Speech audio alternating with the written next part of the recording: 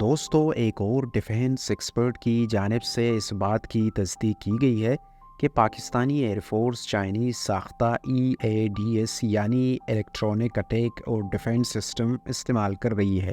چین کی company CETC نے گزشتہ برس آئیڈیاز دفاعی نمائش میں اپنا next generation ground based electronic warfare نظام شوکیس کیا تھا، جو بنیادی طور پر 3 سسٹمز پر مشتمل اور ایک مکمل الیکٹرانک وارفیئر نظام ہے۔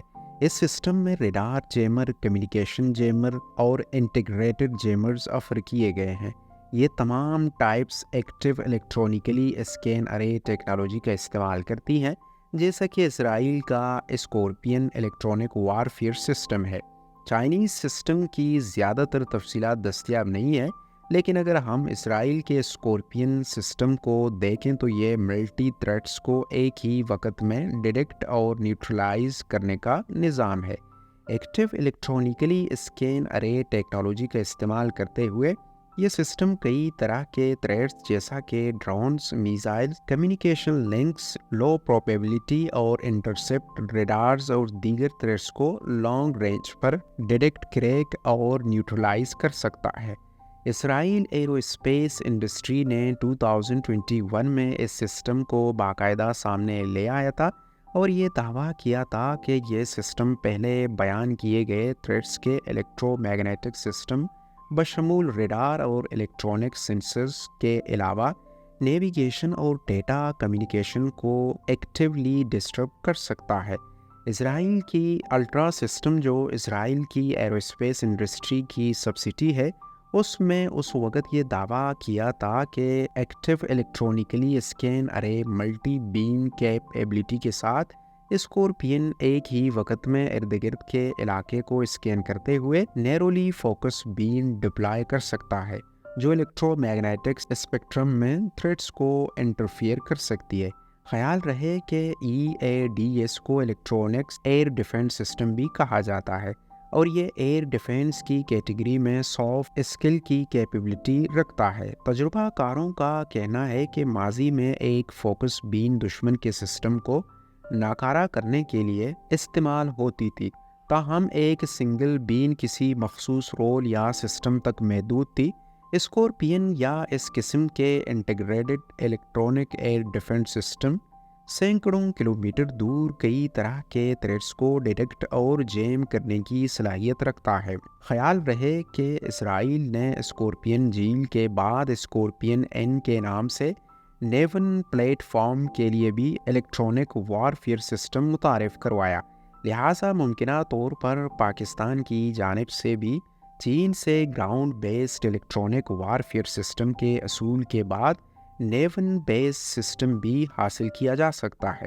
چین کی CETC کا یہ سسٹم ممکنہ طور پر wide variety of airborne اور گراؤنڈ بیس سسٹم جیسا کہ fire control radar, search radar, electronic warfare sensors, synthetic radars اور کمیونیکیشن ایسٹ کو انٹرسیپٹ، اینالائز، لوکیٹ، کریک اور جیم کر سکتا ہے۔ دوستو، گزشتہ روز امریکی کانگریس نے یوکرین کے لیے کافی عرصے سے التوا کا شکار بڑی عسکری امداد کی باقاعدہ منظوری دے دی ہے۔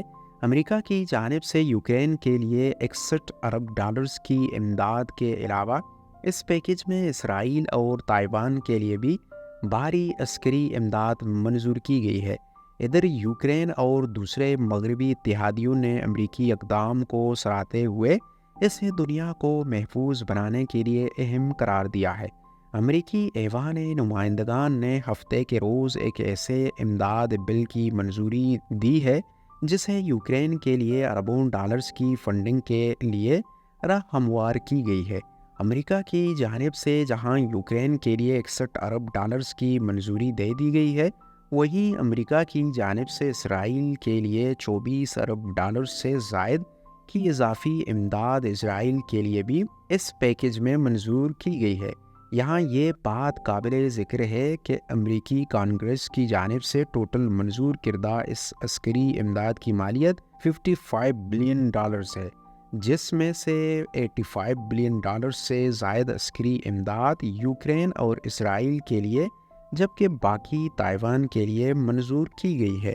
یہاں تازہ ترین اطلاعات کے مطابق بیلجیم پرائم منسٹر نے اعلان کیا ہے کہ پہلے F-16 طیارے جن کو یوکرینین ٹرین پائلٹس فلائی کریں گے وہ بہت جلد یوکرین کے حوالے کر دیے جائیں گے۔ خیال رہے کہ یوکرینین پائلٹس کی تربیت کا آغاز اب سے چند ماہ پہلے سے شروع کیا گیا تھا، جو اس وقت تقریباً آخری مراحل کے عمل میں ہے۔ یوکرینین پائلٹس کی باقاعدہ ٹریننگ کے تکمیل کے بعد ہی امریکہ اور اس کے اتحادی ممالک کی جانب سے یوکرین کو F-16 فائٹر ایئر کرافٹ مرحلہ وار فراہم کیے جائیں گے۔ دوستو، پاکستان ایئر فورس کے میگزین سیکنڈ ٹو نن میں چھپے آرٹیکل کے مطابق پاک فضائیہ کی جانب سے اسٹیلتھ ڈرون کی افادیت کو پیش نظر رکھتے ہوئے مختلف طرح کے ہائی الٹیٹیوڈ لانگ رینج کے لحاظ سے اسٹیلتھ US سسٹم کو ماضی میں ایکسپلور کیا گیا ہے، جن میں سے اسٹرائک کیپیبلٹی بھی موجود ہے۔ یہاں یہ بات قابل ذکر ہے کہ اس وقت چین اور ترکی وہ ممالک ہیں جن کے پاکستان کے ساتھ اچھے سفارتی کے علاوہ دفاعی تعلقات ہیں، لہٰذا ممکنہ طور پر مستقبل میں چائنیز ساختہ یا پھر ترک ساختہ اسٹیلتھ US سسٹم کو کنسیڈر کیا جا سکتا ہے، جن میں اسٹرائک کیپیبلٹیز بھی موجود ہے۔ جبکہ چین اس وقت سرویلینس مقاصد کے لیے اسٹیلتھ US سسٹم استعمال کر رہا ہے، جبکہ چین کے پاس اسٹرائک کیپیبلٹیز رکھنے والے اسٹیلتھ US سسٹم کو ڈیزائن اور ڈیولپ کرنے کی گنجائش پہلے سے موجود ہے۔ یہاں ترکی انکنزیل کے نام سے کسی حد تک اسٹیلتھ صلاحیت رکھنے والے SAUAE سسٹم ڈیولپ کر رہا ہے، جن میں اسٹرائک کیپیبلٹیز بھی موجود ہے۔ جبکہ ماضی میں ہم بیکر کمپنی کے تیار کردہ unmanned combat aircraft Pakistan air force کی دلچسپی کے حوالے سے چیزیں سن چکے ہیں۔ آپ کے خیال سے پاکستان ایئر فورس کی جانب سے نیئر فیوچر میں اسٹیلتھ US ڈرونز کی ایکویزیشن کے حوالے سے کیا ممکنہ ہو سکتی ہیں؟ کمنٹ باکس میں اپنی قیمتی رائے کا اظہار ضرور کریں۔ آج کے لیے اتنا ہی، گزارش ہے کہ ویڈیو کو ضرور لائک کریں۔ Thank you.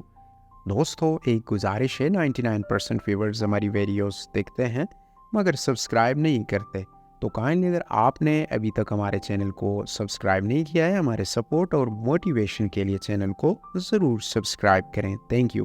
ملتے ہیں ایک نئی اور انٹرسٹنگ ویڈیو کے ساتھ، تب تک کے لیے keep smiling and keep supporting as.